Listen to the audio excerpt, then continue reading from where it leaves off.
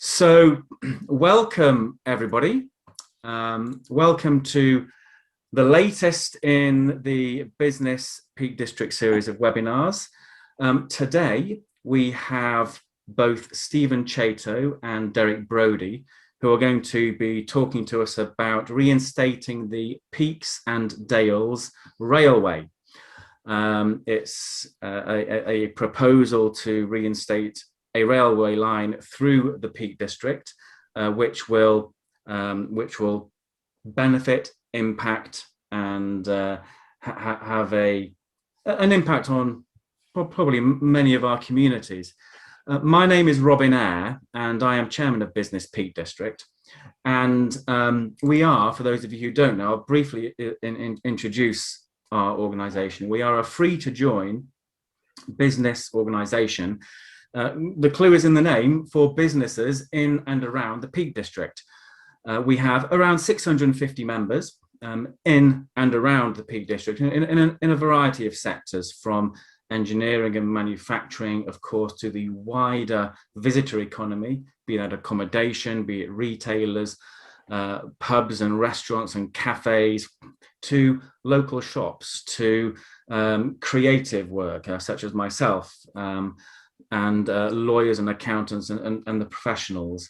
So if you are interested in being a member of Business Peak District, it is free to join, and please do visit businesspeakdistrict.com, where you can find out more about us.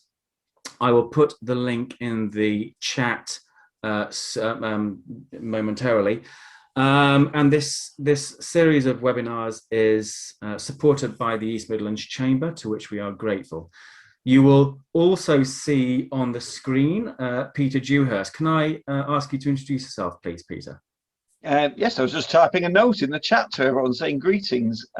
So Peter Dewhurst, Vice Chair of Business Peak District, but also Commercial Director at the University of Derby, where I have responsibility for our incubation units, our conferencing and events facilities, and during the lockdown, heavily involved in supporting the County Council and district authorities in economic regeneration work. Good to have you all on board, and looking forward to a really interesting session this evening. Thanks, Pete. Yes, if you do have questions, there is a feature in Zoom for you to ask a question. Preferably, questions would go in the question feature, and chat is just for a general chat. So could I ask both Stephen and Derek to introduce themselves before we start the presentation? Hi, if I go first, Please. People can hear me, and welcome to everyone who's joined us. My name's Stephen Chaytow. Apologies for the black space where my face should be. The camera is not with us at the moment. It's not able to add me properly to the session, but you'll see the slides very clearly. And I lead the campaigning body, MEMRAP, Manchester and East Midlands Rail Action Partnership, which is trying to bring back the Peaks and Dales line, which once joined together Matlock, Buxton and Chinley, and made possible a proper direct link between Derby and Manchester. So that is at the heart of what we're doing, and I'm a chartered accountant, and I worked for KPMG's management consultancy business for a number of years, which is at least some of the skills that I've tried to bring to this particular challenge, which I'm thoroughly enjoying. Derek. Okay, I'm Derek Bodey. I'm a Buxton resident and been working for some time on a sustainable travel plan for Buxton as a town, the first time it's been attempted in the UK. And this is an extension of it, in the sense that we've looked at links between Buxton and Matlock. And my part here today is the braided proposals for routes to replace, if the railway is restored, the Monsell Trail, or to enhance the Monsell Trail if the railway is not restored. So I'm not here as, although I'm a member of MEMRAP, my hat today is actually as a cycle walkway man, and regardless of the railway. Okay, thanks, Derek. So without further ado, the train will be departing.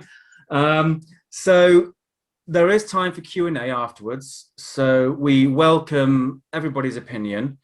Do again use the chat and the questions, particularly the questions for your questions. So Stephen, please, the floor is yours. Thanks very much, Robin.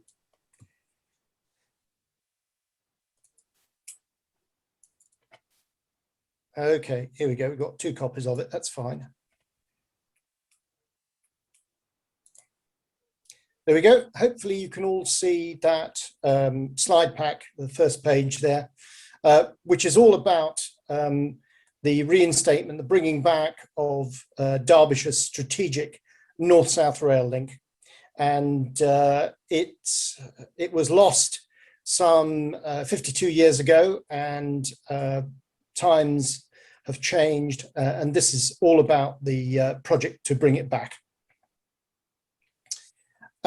What is involved? You can see a little mini schematic there showing the missing section between Matlock, Buxton and Chinley. Stephen. Yeah, sorry, Stephen, can you move on to the next slide, please? Wait a minute. It says it's paused. Now, why does it say it's paused? There's a prompt that says resume slideshow. So oh no, slideshow. That's the one. Thanks. That's the one. I'll look out for that in future. Thank you. So now you can see a mini schematic showing the missing section with the little bit of heritage between Matlock and Roseley South, that is peak rail, and then the completely missing section up as far as Blackwell Mill and Chaytow, that would be reinstated under these proposals, together with the upgrading of both the Matlock branches and the freight-only section between Buxton and Chinley past the quarries there. So that's roughly the scope of the thing, 36 miles of double track, and you can see roughly the heads I'm going to be talking to next. Right, this is a slide that remained unchanged until this session, and I've updated it a little bit because you can see from the map on the right, it has some well-known lines and maybe 1 or 2 less well-known lines. The Transpennine Tunnel has been a subject that has remained in the news, and this proposed road tunnel seemed to be going well until Transport for the North said that maybe it wasn't going to be such a good idea. And one of the things that occurred from that was that there seems to have been a swing back to a focus, emerging focus on rail again. But as you know, the only connection east-west across the South Pennines is the Hope Valley route. And that is subject to a lot of freight-generated congestion. And in fact, those improvements can't properly be unlocked unless the Peaks and Dales Railway comes back to offer its full passenger service and share some of that freight burden.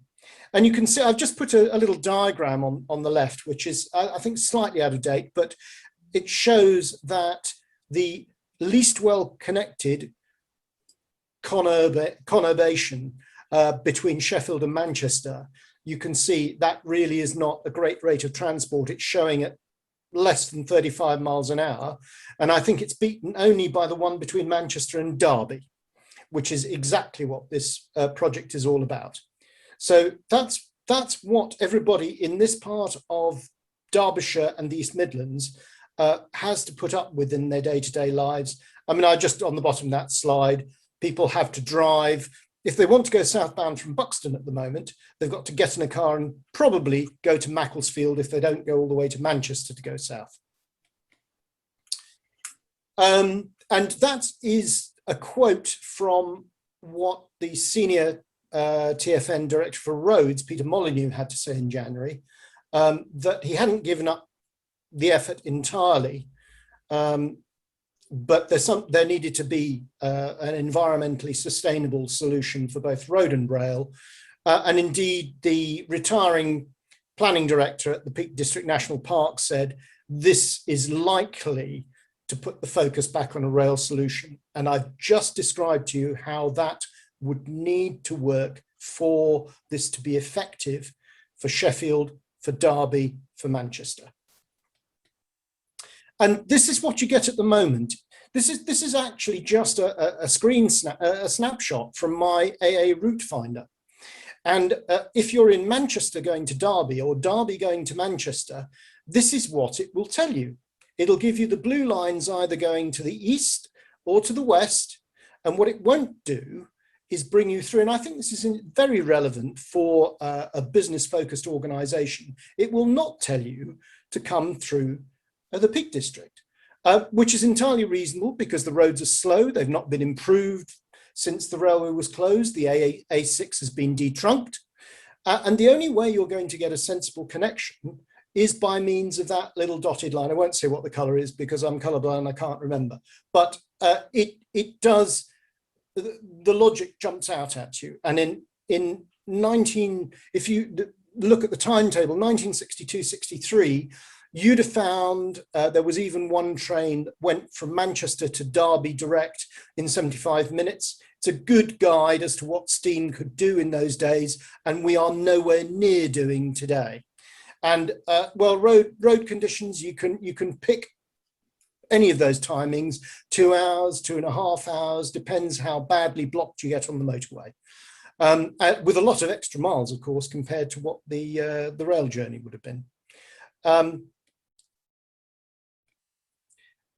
One of the things that has been a result of this blockage in infrastructure improvement is that the East Midlands has gradually dropped its way to the bottom of the regional league table. That is the bottom. We've only shown 2 or 3 of the regions there, but let me assure you that at £245 per head per annum, East Midlands is half the average for regional spend.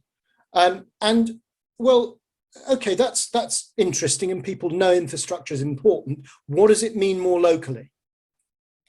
It means this, and I have presented this to the leader of High Peak Council.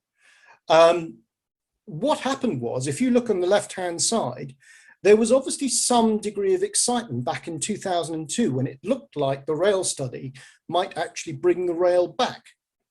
And what you can see followed that is something that I wasn't particularly expecting when I got the data out from the Office of National Statistics, but it quite clearly shows what happened. And the gross value add productivity, which is a measure of local prosperity, just simply slid. And it recovered a little after the 2008 financial crash, but it's sliding again. And number 382 is of significance because there are only 382 UK local authority districts.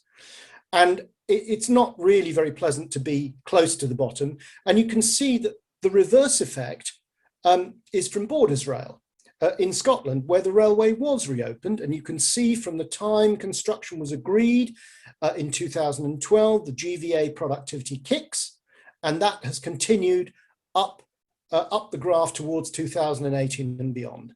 Now, it's a sparser area, so the effect for central Derbyshire would be much greater. The National Infrastructure Commission published a rail needs assessment report in December, and they named 8 critical routes, routes like Manchester to Leeds. They're focused on the main ones that were really important to linking the Midlands and the North. The most interesting thing was it had nothing to say about East Midlands to Northwest connectivity. And our lead sponsor MP, Robert Largan, wrote to Sir John Armitt and asked about this. And he simply came back and indicated that Peaks and Dales was out of scope and we should apply, as we have done, to restoring your railways. So we have this extraordinary thing that somebody publishing the strategy had left this route out, which we genuinely feel should be the 9th line, and indeed by raw catchment population ranks 4th. So you would, from that, obviously, once again, have this the ability to link Leicester, Derby, Belper and Matlock and the other smaller locations direct through to Stockport and Manchester. And of course, one of the other lines is Sheffield-Manchester. And the Infrastructure Commission were not altogether clear about how Sheffield's connectivity aspirations were to be realised. Here's where the problem, the other part of the problem springs from, and it's this major error that Scott Wilson developed in their predictions. Not entirely their fault, as the next slide will show, but it means that they thought demand for rail would double by about 2041. Well, that date turned out to be 2017. And although COVID has been a considerable interruption to everything that's been going on, it is quite clear that that is a trend that will continue once we get back to whatever the new normal is after the pandemic subsides, at least. I can't say it'll be over. This was part of the problem. I don't want to stay on this too long, but Scott Wilson could actually see that post-privatisation, rail wasn't having a particularly happy time in central Derbyshire. You can see that the graph is flat, but as soon as the ink's on the report and barely dry, whoosh, off it goes. And that growth didn't stop for another 15 years. Some local variations with the Matlock branch caused by local difficulties with operating stock and the like, but it's pretty much the same story for Hope Valley, Buxton branch, Matlock branch. Here are the numbers that go together, because at the heart of the Restoring Your Railway campaign is the Department for Transport looking at the A6 corridor. It's places exactly like this, which have lost the significant connections, and obviously there are branch networks, there are branch links at either side, but nothing is fluent, and the connectivity is far inferior to what you get if you have a through line and a main line there. So you can choose which of those numbers suits, but it's 5 million Derby and Nottingham to Manchester, 7 million if you extend that to Leicester and the rest of the East Midlands. And then if you add, as Network Rail suggest, Sheffield, then you get Hope Valley plus Sheffield, you get to a total catchment of 9 million, including obviously the Manchester and Northwestern section. And for the Peak Park, 13.25 million day visits, and 90% of those are by car or coach. So it's something that the chair of the national park has flagged as being unsustainable, and even the park's own website says 20 million are within an hour's drive of it. Well, obviously not all of those will be able to conveniently access rail, but it's a pretty big number to start from.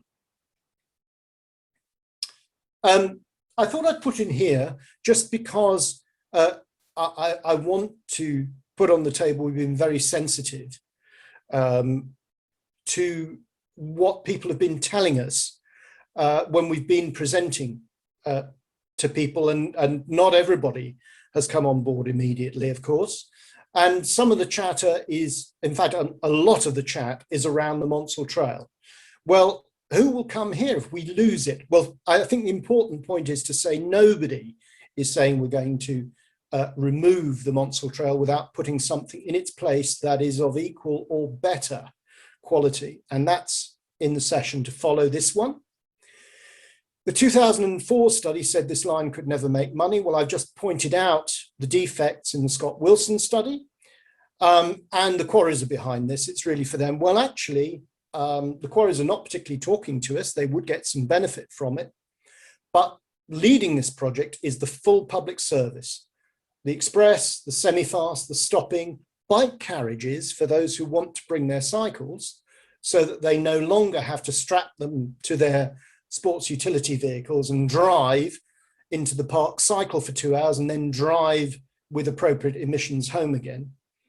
And the other one is that biodiversity is under threat from the railways. Well, in fact, railway alignments can often be very happy homes for wildlife, flora and fauna of all sorts. And I've got some further things to say about that. The project's consents manager, who we're very fortunate to have on our team, comments that the issues around noise and ecology are always at the forefront of the environmental assessment process. So what is this issue that is such a problem in the Peak District? And I don't need to read this out. I'm sure you all know it's Edale on the right, and it's a bus getting stuck in traffic on the left.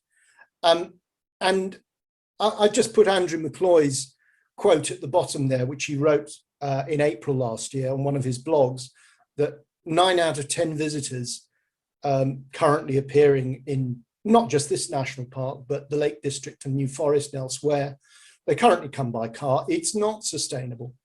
The park would like to use more of those buses, of course, but, well, experience shows that people don't like to use, to leave their cars behind if it's not a steel wheel. They'll come by public transport if the steel wheel, if the railway will get them to where they need to be. They don't want to change. And just to make the point on emissions, it's a slightly aging table here because this really comes from the tail end of the pre-electric era. But you can see that while you're still dealing with carbon emissions, rail is at the top of the table and can't be challenged in terms of the most sustainable form of transport to get you around. And it's even better if you can have an active transport link at both ends of your journey. And of course, we're seeking to encourage that even further by the provision of special cycle carriages on the all station services, so people can embark and disembark in the park and at either end of their journey where they will. And this is something that, again, the National Infrastructure Commission were not focused on. You can't blame them. It isn't really a problem when they're trying to get cities better connected. The fact that you've got urban-like transport characteristics in the middle of this most glorious national park is a real headache. And the fact that, well, I've no idea if anybody's counted the volumes from last year, but people at the park have suggested that in some cases they would double last year what they might have been in an average year. You know, if you're trying to use fleets of buses, you're trying to move people around in a manner that's just not contemplated for cities which are trying to move similar numbers of journeys around the place.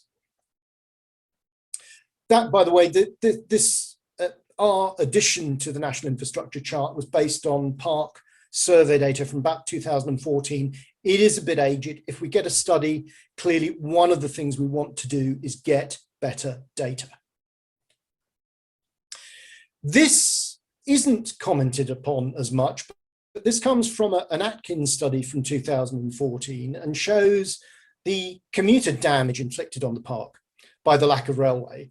And I put Chesterfield in the map there, just so you can see that lightly shaded areas, people driving from as far as Mansfield, Chesterfield, over to Grindleford, and they're coming from Bakewell and heaven knows where to try and get a proper rail service into Manchester. Grindleford seems to be a relatively accessible railhead. Of course, they're taking parking spaces that should therefore be available for tourists. And of course, that's all happening because Chesterfield services, I was talking to somebody about it only today, have to reverse at Sheffield to get to Manchester. If you didn't have to do that, once you've moved the freight some of the freight, shared it with the Peaks and Dales line, you would have a Chesterfield to Manchester time that was about half what it is at the moment. So I just leave that one there for you because you can see the adverse effect on the national park by this lack of rail. Here's a schematic for you. These get redrawn from time to time, but you can see how that network would begin to look should you be able to return the railway line.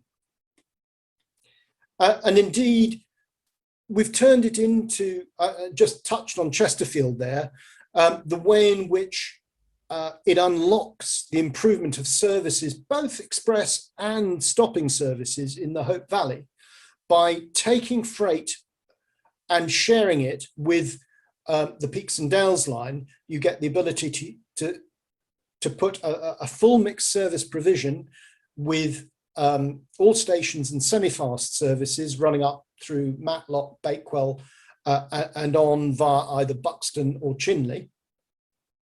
And you get the opportunity to concentrate express passenger services over the Hope Valley. And these could be coming, obviously Sheffield have an aspiration to achieve 4 express trains per hour in a much faster time than they have today. But you could have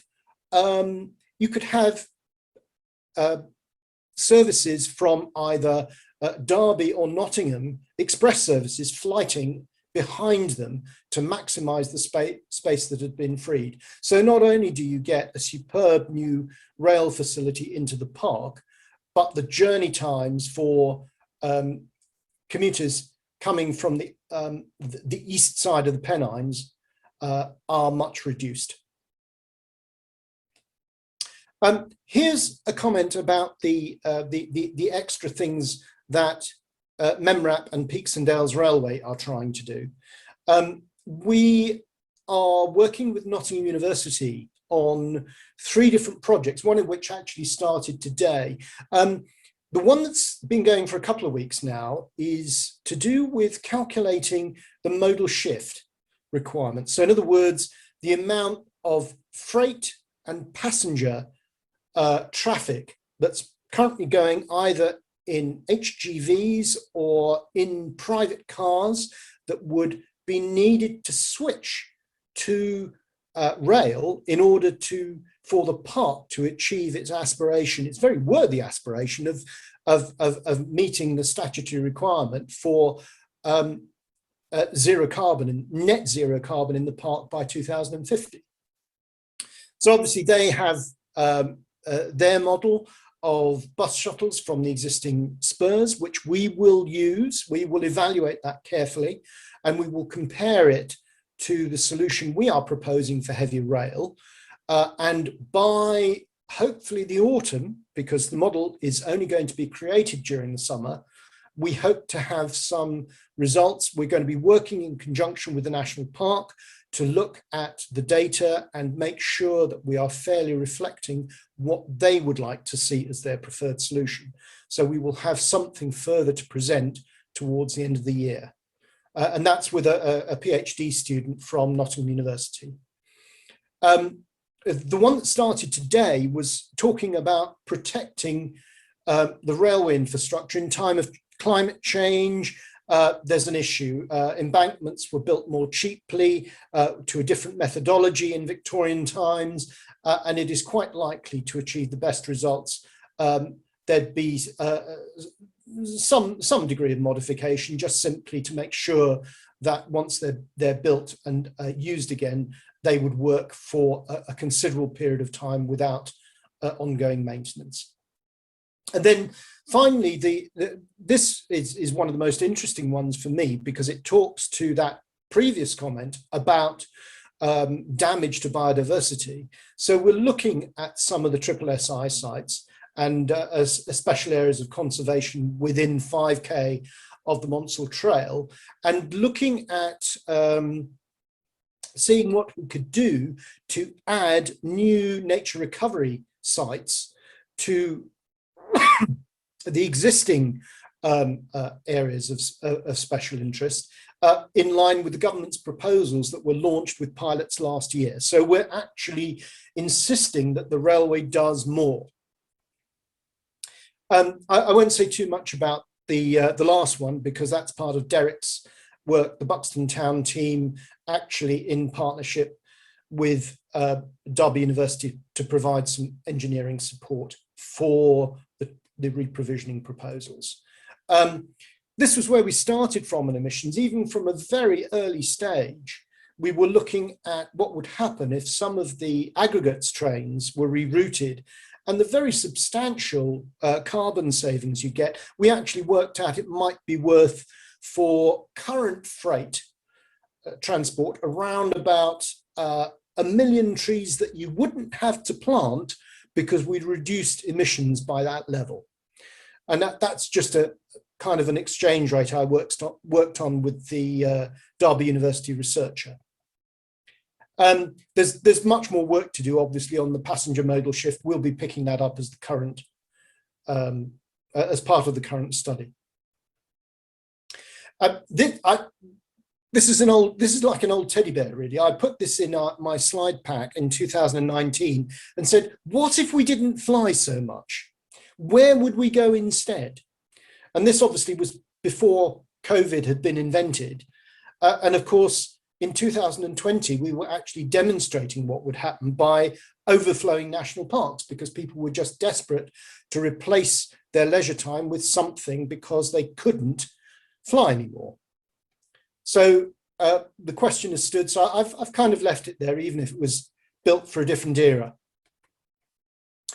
And post-COVID, what do we know? We know that commuter traffic is going to be permanently changed, with more people not commuting every day, but intermittently into the office. We know, I mean, my Zoom camera is just a trivial demonstration of why Zoom doesn't work all the time. Business travel, we think that's going to go again as people try to level up and build back better. There's going to be travel required for that. But of course, it's the leisure that's going to see the biggest increase as people continue to take more of their travel opportunities closer to hand. Just going back to the benefits, and in this case, the lift to gross value added, this is not from the Peaks and Dales project. This is from that other controversial rail project, HS2. And it shows one of the biggest, it's talking about here the eastern leg, but it seems to be talking about this project, not HS2, because it says the biggest GVA uplift seems to be between St Pancras, Sheffield, and Manchester, which is exactly the scope of this presentation. And it's showing there's some great big nuggets, and I'm sure there is an extremely expensive study behind all that with some excellent data. So I merely put it in front of you to have a look. Benefits, time savings. These are clearly estimates. I mean, look at that Leicester to Manchester time. It saves you at least a third of the journey time. Leicester have been waiting for so long for their rail service. They'd really like to see a solution to it, and this looks like being a pretty good one. I mean, Belper, chopping a third off your journey time. I mean, it's impossible to go north from Belper. There's one morning train to Sheffield. Well, I asked one of the councillors in Belper what he thought about the prospect of a semi-fast to Manchester. And his answer was very simple. He just said, beyond my wildest dreams. So you can see how there are significant time savings up and down that table. I don't need to read all of them. But remember, it applies to journeys from Nottingham, going via what would be the reopened Door South curve to passenger, and it obviously therefore includes Chesterfield. Loughborough love this. That's one of the support letters we had in this bid comes from Charnwood Council, where they're planning in the Loughborough area to put in 19,000 new houses. This is exactly the sort of project you need to support that.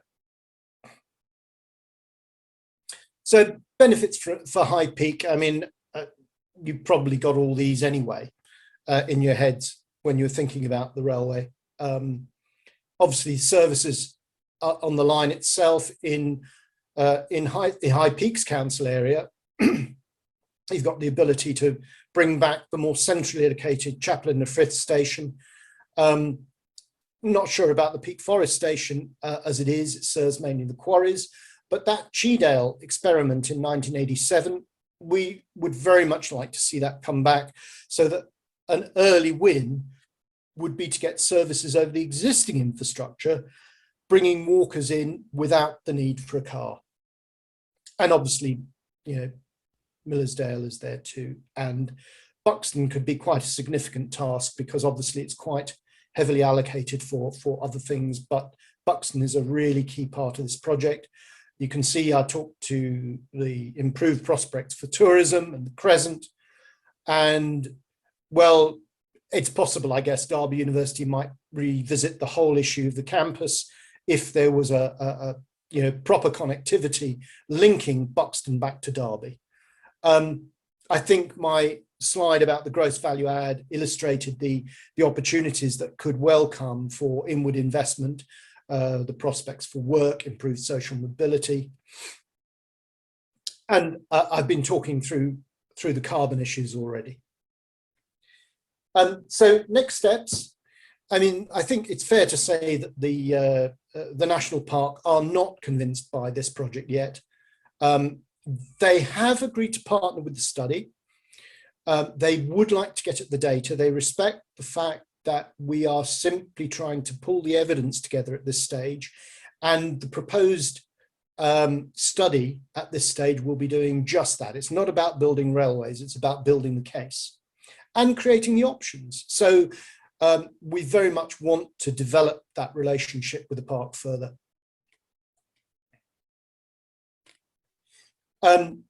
Derek will be talking to this one. I think the association with the Buxton Town Team is really working well. We've had people looking at the project for the trail, the project for rail, and saying the two complement each other. Well, it's a great compliment to both teams, I think, because that is exactly what we're trying to achieve. I modified this one since the last presentation because the bid has gone in. The bids for round 3 submissions are probably about 100 competitors. This is fiercely competitive, people all around the country wanting their stations, their passing loops, their branch lines, all reinstalled, and there's only a limited pot of cash. So we've got to compete with all of them. We'll know early summer. And it does conclude this, part of the Restoring Your Railway scheme. So it's kind of a nail-biting time. We reckon 5 years to shovel ready, and trains you could have within 10 years. And that is my presentation. So I think I can stop the share now at this point, although I'll take it back when Derek wants to show the video. So thank you everybody for listening so quietly, and I hope with great concentration.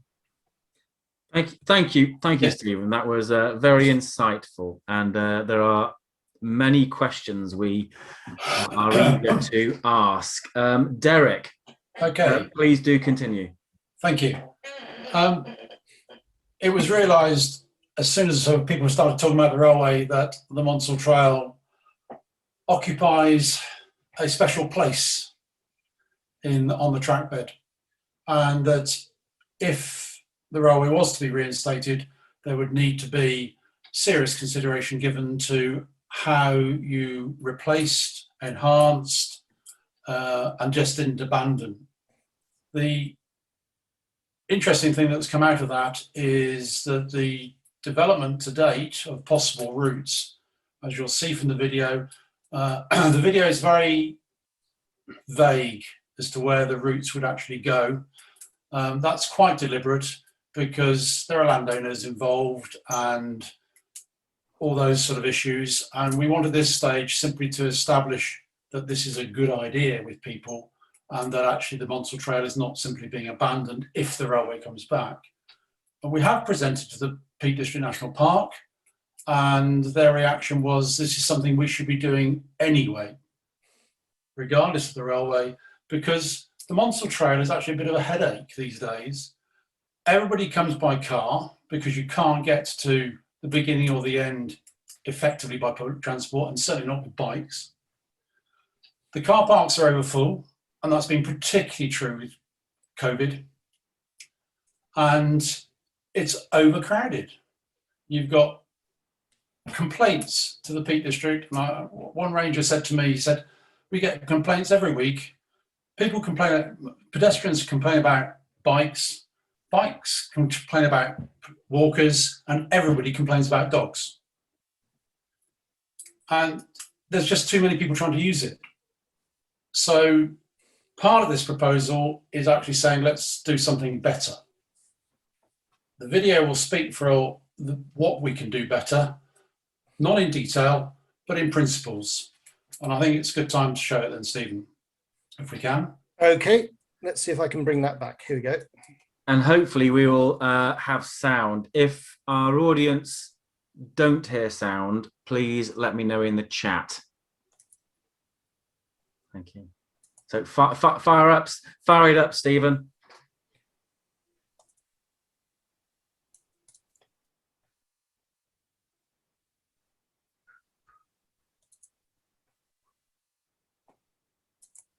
There we go. I think I've got that now. Here we go. Let's see what the sound, how the sound goes. Here we go. Just starting.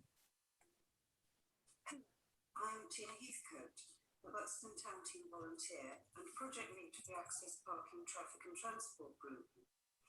Thank you for watching this presentation on a new... Could you turn up the volume, please, Stephen? In a moment, I will hand over to John. Just a minute. Let me just stop this and see if I can adjust the volume. We can hear it, but it was very quiet. Let me see if I can improve on that. I've got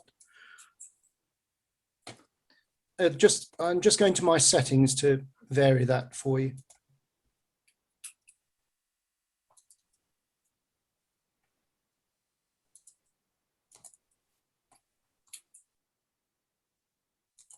Right, let me see if that's my main attempt at doing that. That should, with a bit of luck, that should work better. Here we go.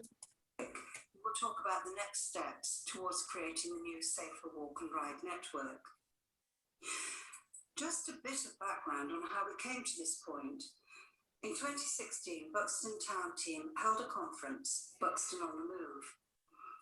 It was increasingly clear that provision was needed for more people to move more swiftly, more easily, and more safely around an already congested town as planned developments came to fruition.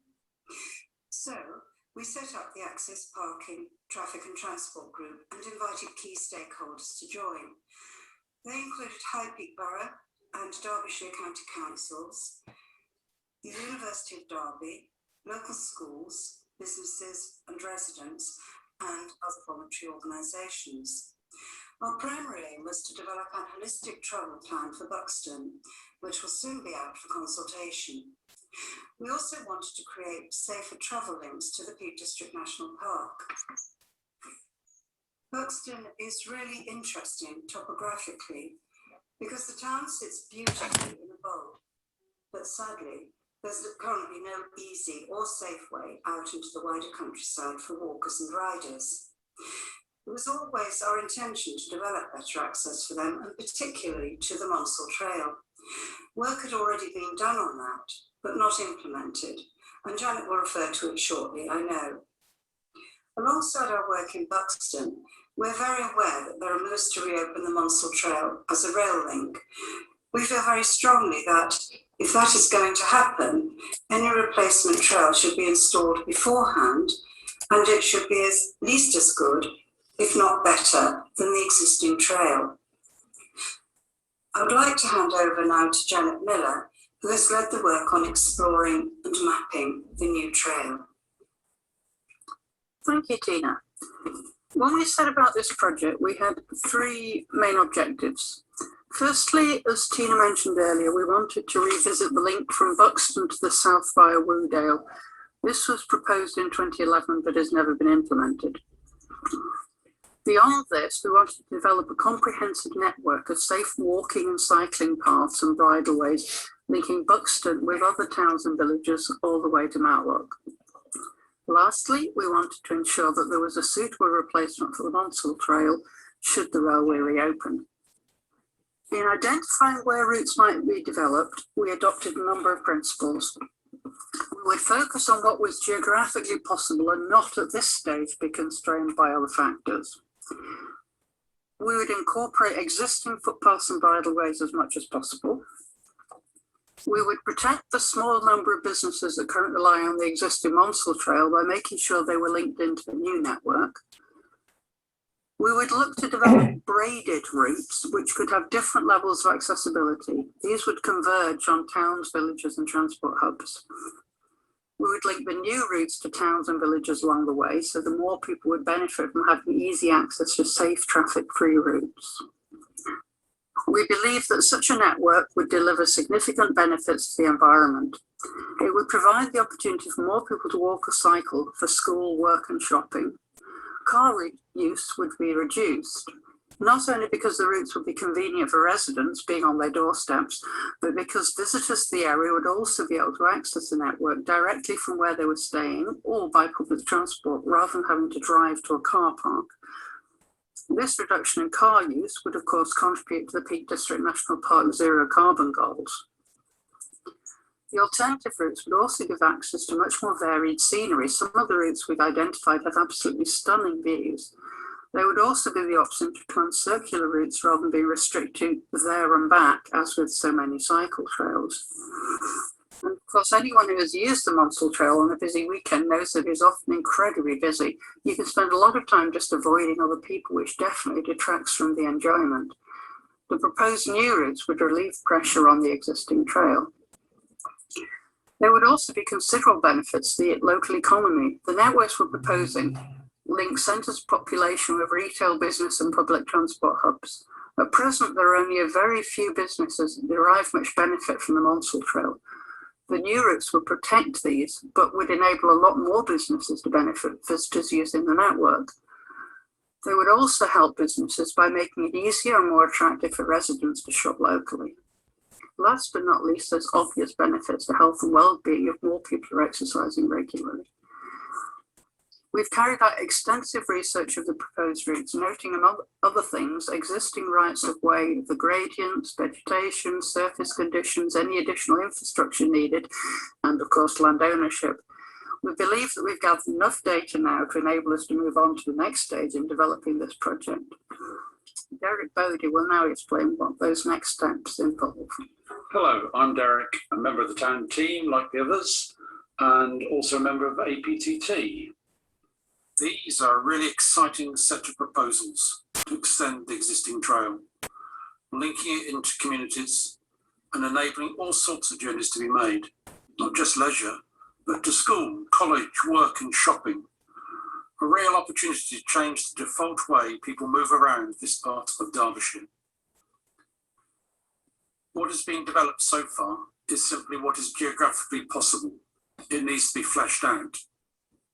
We hope that by working with the University of Derby's engineering department, that we will be able to undertake much more detailed work, covering such areas as the scope of engineering works to lessen gradients, improve surfaces, develop technical solutions to protect the landscape and enhance access, and of course, a full environmental impact assessment.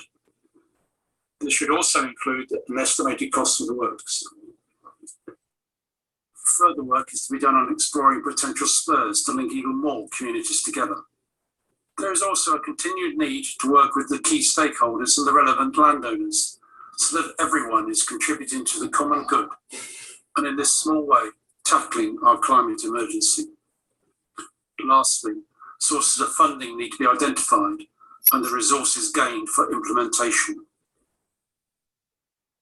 Hello, I'm Andy Parker, Chair of the Communication Group of the Buxton Town Team, and partly responsible for the production of this presentation. I hope you agree that this proposal, establishing a series of braided routes through the Peak District following the Wye and Derwent valleys, brings exciting possibilities. We are all very aware that due to the pandemic, many more people are exploring and enjoying the countryside. However, there are some downsides to this. For example, recent statistics indicate that rural roads only account for 4% of cycle traffic, but they are where 25% of cycling deaths occur. Mountain rescue teams in the Peak District are attending increasing numbers of incidents as more and more walkers explore the wider countryside. Increasing visits to the national park mean greater congestion and environmental impact too, with less opportunity to enjoy the peace and tranquility. So the opportunity to open up existing paths and add a few more to link Buxton and Matlock through a variety of landscapes, while social linking communities with easier, more sustainable access, and therefore offering greater support for local businesses, can only be good for the safety and well-being of walkers and cyclists, as well as for the national park and the wider environment.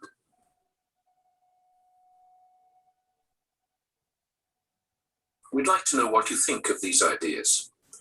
Just follow this link or scan the QR code on your phone to complete a short questionnaire.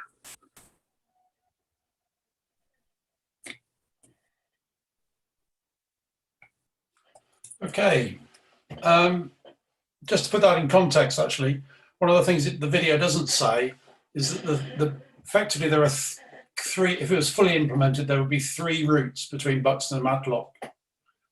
One of which would be pretty level all the way and rather like the Monsell Trail in that sense, wheelchair accessible and all the rest. One would be sort of a family-friendly cycling route, and one would be a more challenging route. That's what's meant by the braided routes.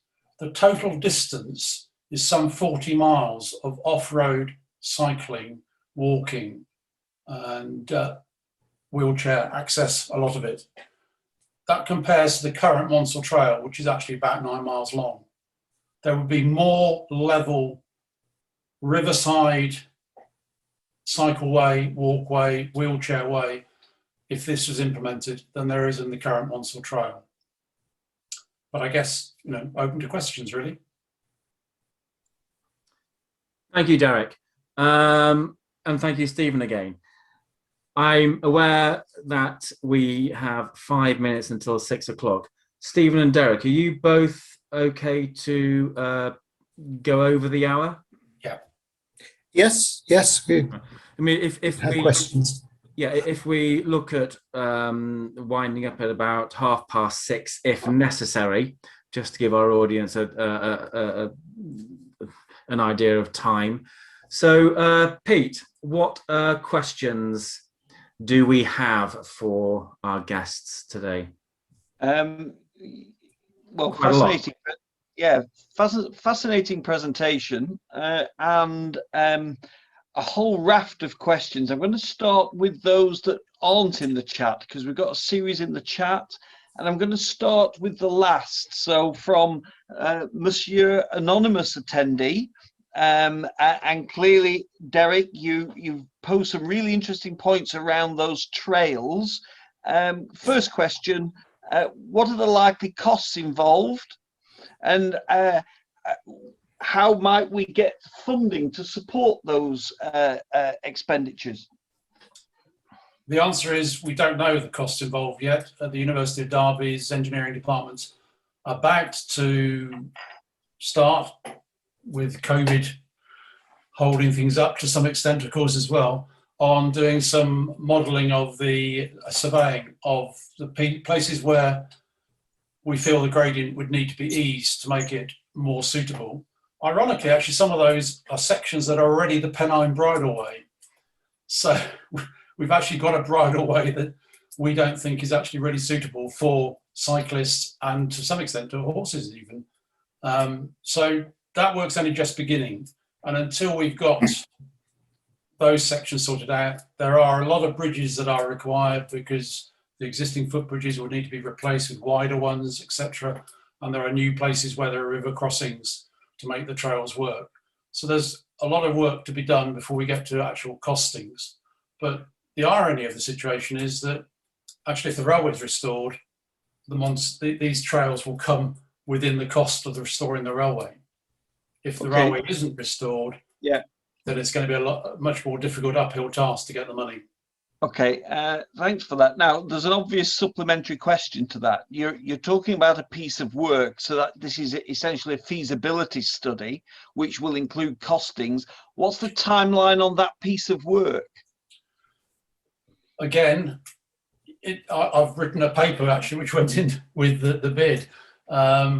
It depends. If the railway comes back, then it all gets much quicker, much faster, because it's part of that reinstatement. If it's actually down to volunteers doing it, with some retired engineers doing the actual sort of engineering side of it, it's going to be a much, much longer process. Okay, all right. We've got a lot to, you're putting more questions in my head, but that's not for me to ask. I'm going back to those that others have posed. The same anonymous questioner has asked, and I don't think you can answer this, but they're querying, where's the easygoing route? Where's the easygoing trail? Where's the flat trail? Now, you've been clear, okay. You don't want to specify at the present moment, yes? Well, basically, it's the footpaths alongside the river. Fine. All right. Okay, that's logical. I'm going to move to the chat because there's a theme around the cycle routes, and then we'll go on to the railway in a short while. So our friend Derek Latham asked a question. It's more of a statement. Which is, please don't forget links to Grindleford and Hathersage stations with the revised Monsell Trail. So this is for the cycle routes. And I think we've got Jeff supporting that as well. Any comment on that, Derek? The trails have been designed to link with the stations that would be on the railway, because we're linking communities together as well. Yeah. Okay, that's great. I want to move on now to the discussion about the railway. And Frank Bagshaw, Stephen, has asked a question. The process of moving to a rail-based system here along the Monsell Trail, how long before electrification takes place and we get all the ugly equipment associated with that? The issues for traction are fortunately not something that we have to deal with at this stage, because the early work that we do here is all about making the case for the railway itself, and it's pretty clear that lots of things will happen to technology over the next few years that might make some of the options more appealing. And certainly I agree with the question that some of the examples of electrification equipment that have been put up over the last few years are not very good examples of what we'd expect to see in the future. But it is only one option. People are talking about hydrogen, they're talking about battery, they're talking about electrification, full blown. So there's a number of things that will happen. Okay. Can I just comment there? One of the other things that's actually also happening, because I've got a son-in-law who works for National Grid, is that these structures are being redesigned as we speak. Pylons are changing shape, and the same is true. Rail track are actually working on much more sort of sympathetic and futuristic designs for the infrastructure. Okay, whilst you're there, Derek, we've had we've had the other Derek Latham come back. You may have seen it in the chat. He just wants to emphasize the point: the trail needs to link to the existing Sheffield-Manchester line as well as the Peaks and Dales line. The trails we've designed won't, because they're going down a different valley. Right. Okay. So they're going down the Wye and the Derwent. It's another piece of work. Right. Yeah. All right. And I quite agree. He's right. It's something that actually should be done within the national park for years. Okay. but you don't want to bite off too much, I suspect, Derek. That's true. You've got a lot on your plate. Back to you, Stephen. Richard Hathaway, he's asked 3 questions, 2 of which I believe you've answered. He asked them midway through your presentation. One was on the time it would take to get between Derby and Manchester by rail once it opens, and the second one on timescale. I believe you addressed both of those in your presentation.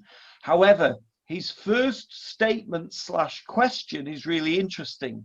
I'm going to read it out as it stands. It does sound like you are having to make the case for the railway. Does this mean that there is a higher amount of anti-rail feeling than pro? It seems like such a good idea to me, especially if the cycleways can be kept open. So why is it you're making having to make such a strong case over what appears to be a protracted period of time, Stephen? I think it is an excellent question, and if you look at even the most successful of the campaigns, and look at there's a couple in Scotland actually that are really good examples. One, because it's such a direct parallel, the Airdrie Bathgate reinstatement, which was another double route solution for commuters between Glasgow and Edinburgh. And of course, Borders Rail, and people had to work quite hard over a period of time to make these things happen. We've been a road country. We've been used to. I mean, one of the reasons the line closed in 1968 was we had these bright, shiny new motorways to go and drive our cars on, and people did, and they were wonderful things. But now they're overused. They're full of fume-emitting traffic.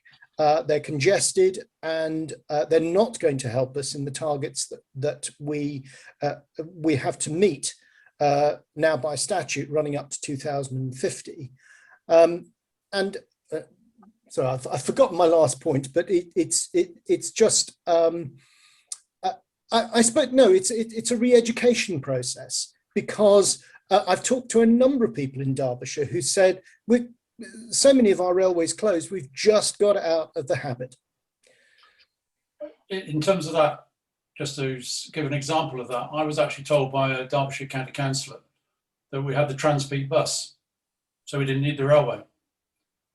And I actually said to him, but the Transpeak bus is slow, it gets caught in traffic, it isn't dependable, and you've slashed its service levels. So I can't actually even go to somebody in Matlock in the evening.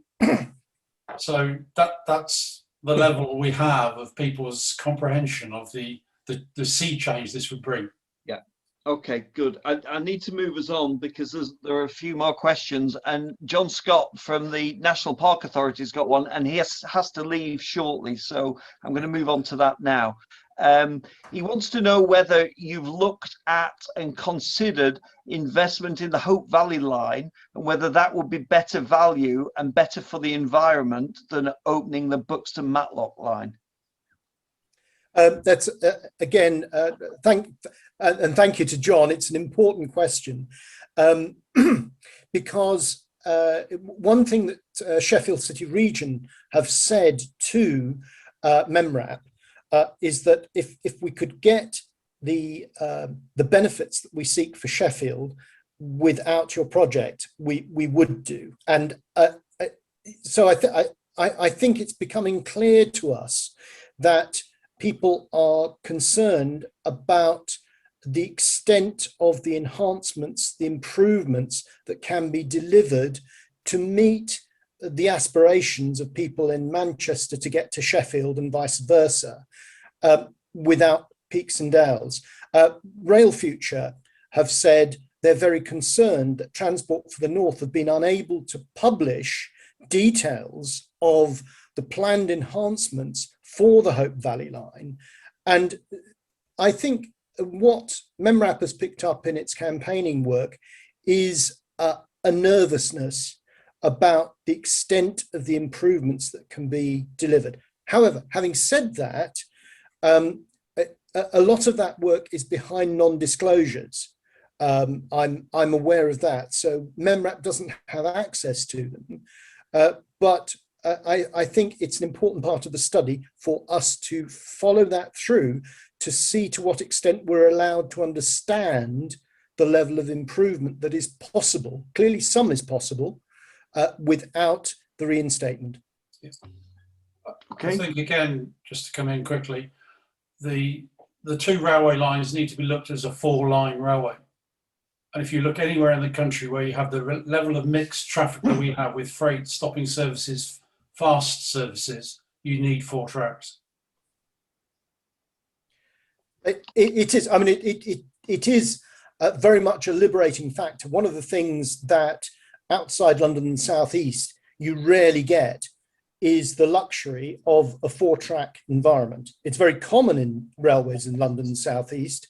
It's far less common in this part of the world, and it gives you a clue to some of the problems that Transport for the North and Northern Powerhouse Rail are having, coming up with a solid solution they can publish for the Hope Valley alone. But and we're developing the relationship with Transport for the North. I would hope we'd be able to put something about that in any study. And by the way, for those who may not know, what we've bid for is effectively what Restoring Your Railway call a strategic outline business case light. So it's a shortened study. It's about 6 months to get us to the point where we've got a more fully presented and articulated case. Okay, thank you for that, Stephen and Derek. I'm going to be a bit cheeky here. I'm going to jump in because we had a presentation a few weeks ago from Ed Kavanagh at Breeden Cement in Hope Valley. And it was a fascinating presentation. He was talking about the desire to drive down their carbon footprint, and one option that they're looking at is to put more of their materials on trains rather than roads and reduce the road traffic. Have you explored future demands in terms of freight and so on, and factored those into your equations? We've been advised by both Network Rail and, well, there's published information out on the web that you can see says that both Network Rail and the Chartered Institute of Logistics and Transport suggest a doubling of aggregates and cement volumes over the next decade. So that is something we have to look at. And if it's already giving concerns about the level of congestion along Hope Valley and through the Door Triangle, then clearly if more of the allocated paths are used up, it's going to become more difficult. Okay, and again, I'm not going in particular order because I know that that John is with us till 15:15 from the National Park, but there was a question from Georgina Tanner, an extended question. I'm not going to read it all out, but has any thought been given yet to the implications for the rail project in terms of gaining planning permission for such an infrastructure project through a national park? National parks have the highest status of protection in the country in terms of planning, and any route reopened through the park would have to demonstrate unequivocally that the benefits outweigh the costs. So are there challenges associated with getting this through when you're working in a national park? We've been listening very carefully to what the national park has had to say, and we have not yet got into the detail, but we've certainly listened to some of the guiding principles, and it obviously is constructive if we start from the standpoint that we follow the no construction policy, which means in essence accepting the Victorian alignment and not saying, well, we could straighten the track here or a bit there. We don't do that. We just accept the alignment, which is with a view to minimizing the impact in terms of construction and environment, and we would continue to, during the study, interact with the park to make sure we'd understood fully what we're trying to achieve, and how best to ensure compliance with national park policy, because of course we're not the experts about that and they are. Yeah, and you'll have seen John's comment in the chat, agrees with Georgina. It's a major development, so needs to meet these tests. I'm going to move on. Carol Parsons, interesting point this. How will this impact the proposed White Peak Loop, which is a priority for Derbyshire County Council to develop along with the Peak District National Park and Derbyshire Dales and other partners as an iconic multi-user route? So the White Peak Loop, what's the implication of that being developed? Well, the White Peak Loop currently uses the Monsell Trail, but of course it doesn't connect to Buxton. These new braided routes will become part of the White Peak Loop and actually offer you more options and more the same connectivity, but all the way to Matlock. Okay. And it gives you the greater flexibility, because if you've brought your bike with you in one of the stopping services, you can decide where you're actually going to commence your journey and where you're going to go, rather than at the moment. You've simply got to, you've got to start at one end, really, unless you're going to take that car that we're trying to reduce use of. Great. I'm noticing that John, I'm juggling two screens at the same time. So John has come back commending the town team work. This is in the chat. But saying that you cannot replace the Monsell Trail with something equally convenient and attractive. All alternatives are less accessible or more damaging. So you can't have the rail and the trail at the same time. I actually disagree with that. I'm sorry, John, because I think actually the trail alongside the river will be nicer, more pleasant, and just as level and longer. Okay. John may come back, but he may have left by now.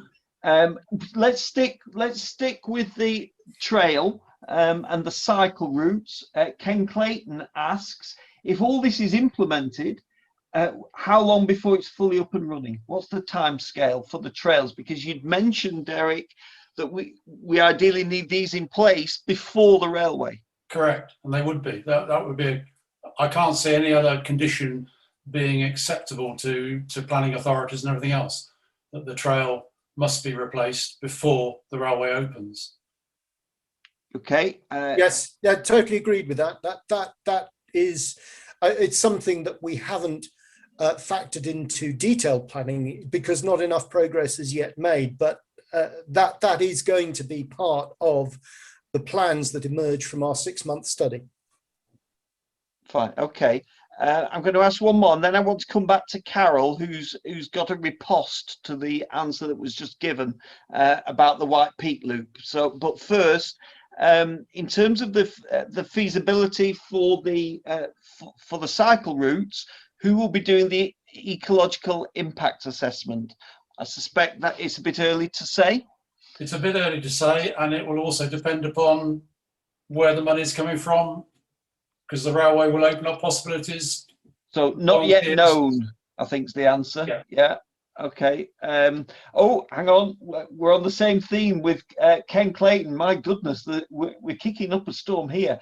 A new trail by the river, presumably that will be subject to flooding. How would you overcome that? Well, I mean, there's one place where it would be very technical, and you would actually be suspending a broadway over the river to some extent, and that would actually open up Chaytow, which is currently blocked to lots of walkers and certainly to wheelchairs because of the stepping stones.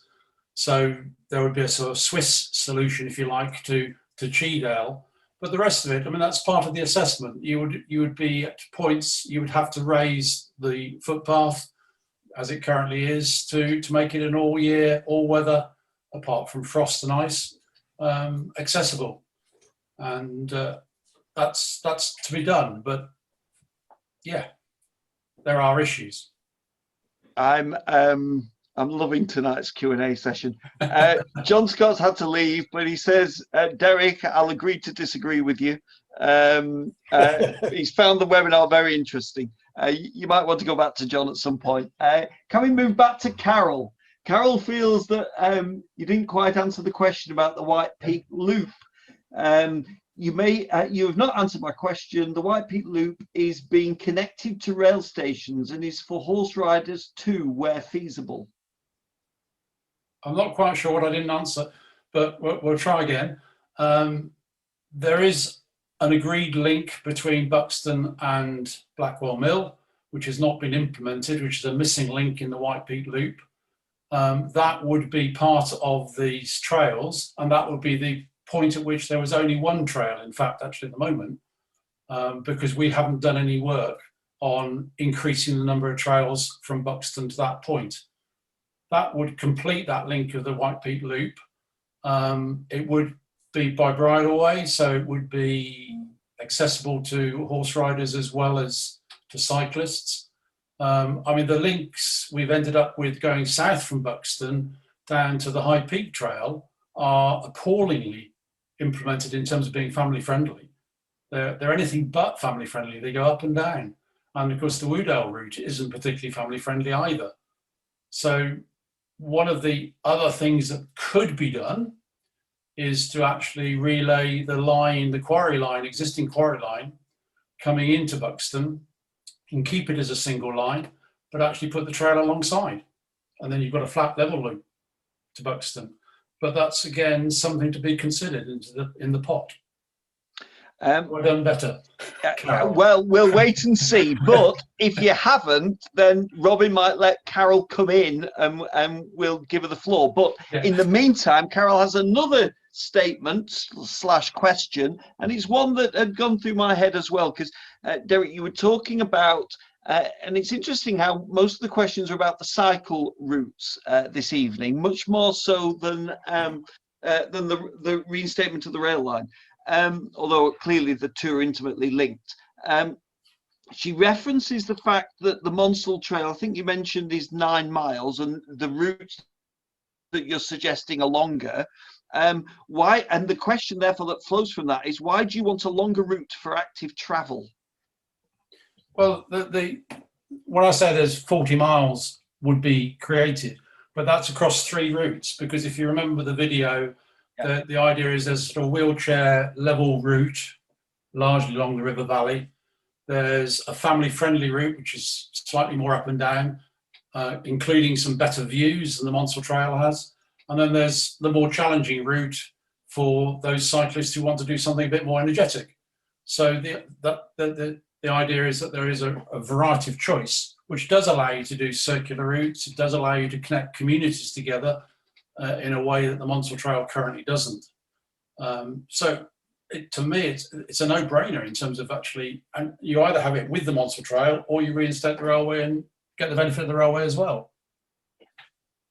Okay, well, I've not got Carol coming back at the moment, so I'm going to move on.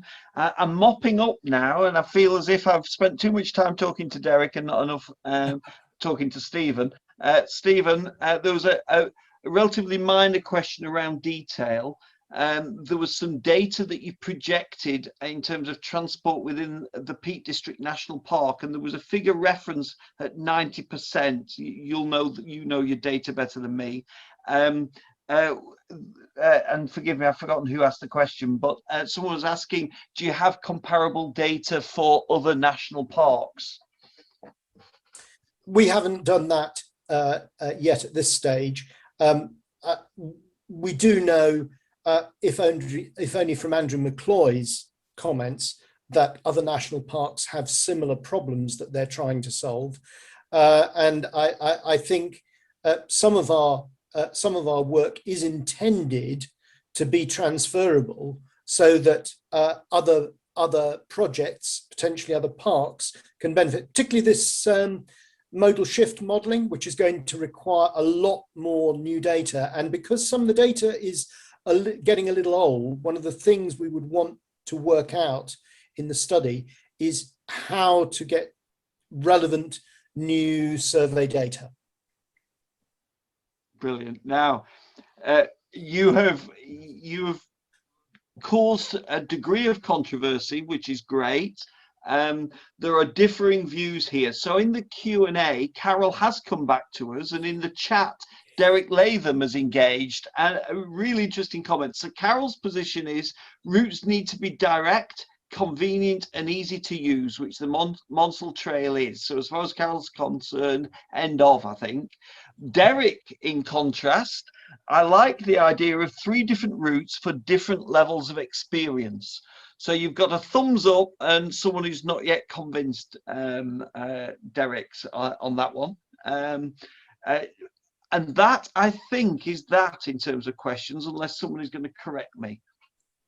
There is one more from Chris Seisland, who says, Chapel on the Frith Parish FP and Trails Working Group have extensive plans drawn up and already in process of implementation. Oh, that's in process of implementation to link Chapel and beyond to the Monsell Trail. Please, can you incorporate these into the wider scheme? Yeah, I mean, at the moment, the only link between Buxton and the Monsell Trail that's proposed is the one that was approved planning-wise some years ago, but never been implemented. So any support, congestion, or alternatives would be more than welcome. I mean, and that's an interesting one, because he's coming from the position whereby, actually, if we did this and did it seriously, you could actually cycle from Manchester to Matlock off-road and down the Derwent Valley, because they're proposing some consultations down there about more cycle routes. So you'd Manchester to Derby by bike. A question I have.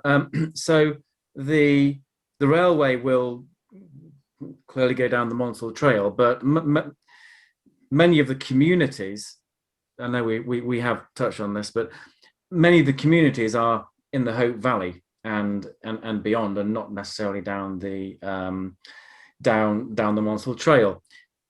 People will still have to get from their communities to the various stations. There will still be a need for cars, won't there? So this isn't going to reduce necessarily, is it, the number of cars, other than day trippers? It depends what you mean by communities, doesn't it? Because, for example, one of the examples I give is that if this was implemented, these new braided trails, school children would be able to cycle from Ashford to Bakewell to school off-road, which they can't. It's the A6 at the moment. Nobody in the right mind would let their children do it. So it depends what you mean by communities. There are lots of villages and communities around in the Wye Valley that need to be connected in and would be connected in by these routes to the railway line and to larger communities. The Hope Valley has its own problems. It's a separate issue completely. Though, yes, those communities, but in fact, once you've got a railway, you can then begin to talk about integrated public transport, because you can then have buses, as the Peak District National Park is trialling in the summer, and quite successfully until COVID came, whereby you have buses that call at the stations and meet trains and take people on. But the whole point of the braided trails is actually you're encouraging people to be active. That's why there's bike trains. So you can do a bit of your journey coming out of Manchester by train, and then you go off for your cycle ride. And you probably stop at a cafe in the communities that we're connecting. Whereas at the moment, visitors drive to the Monsell Trail and they don't spend a penny. The Peak Park has all the disruption and none of the gains. Thank you, Derek. I think that might be it. So Derek Latham has just made a point. I like the idea of 3 routes. Derek would like to discuss with you. Derek with Derek. Derek with Derek. How to link the Derwent Valley Cycleway with your proposals both to Chatsworth and the 2 railway lines contact. I will take a note of his email and pass it on to you. Fine.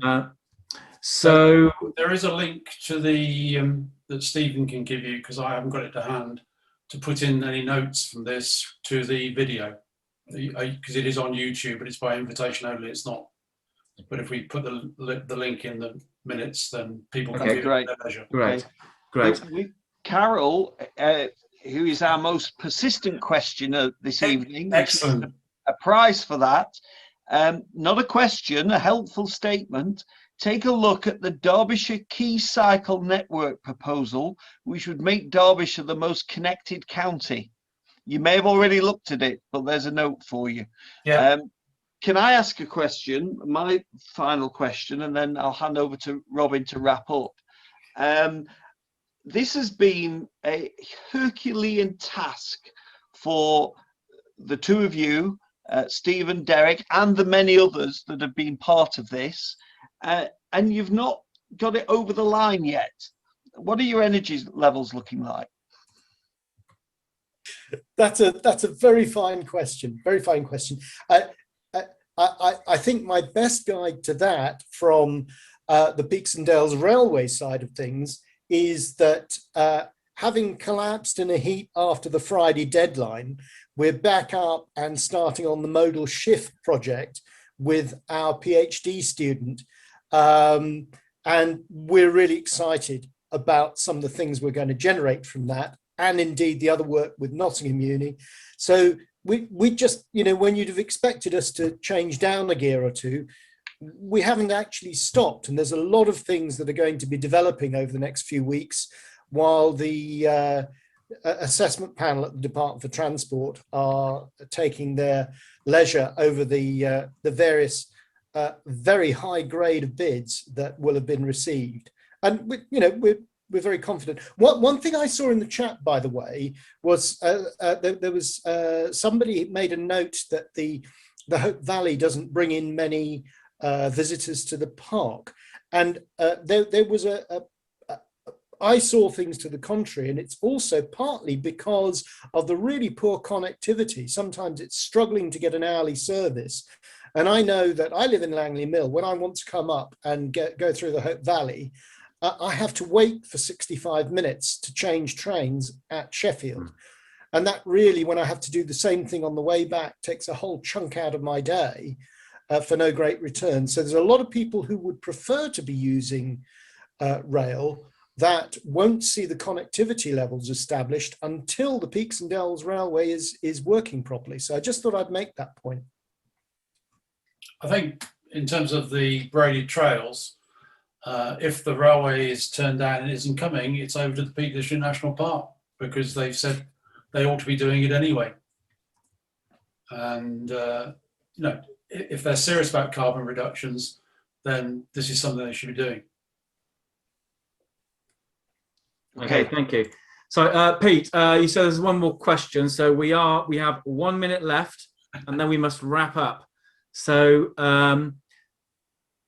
do you want to fire away with that final question?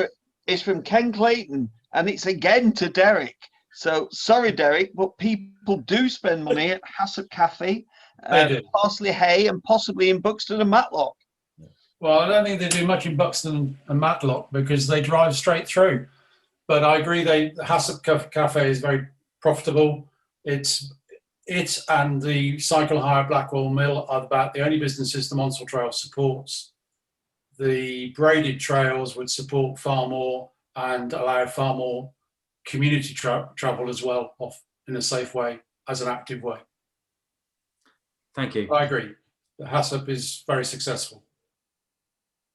Thank you, Stephen and Derek. That's been a very insightful presentation to a project that will perhaps impact and enhance and develop the Peak District as we know it. So thank you to all our guests for attending. This has been recorded, so we will be putting it on YouTube once I top and tail it. I hope you're all well. Thank you very much, and I hope to see you all in person at another Business Peak District event or simply around and about. If Derek, Stephen and Peter could stay on the line, please, just to wrap up. Thank you, everybody. And thank you very much for joining.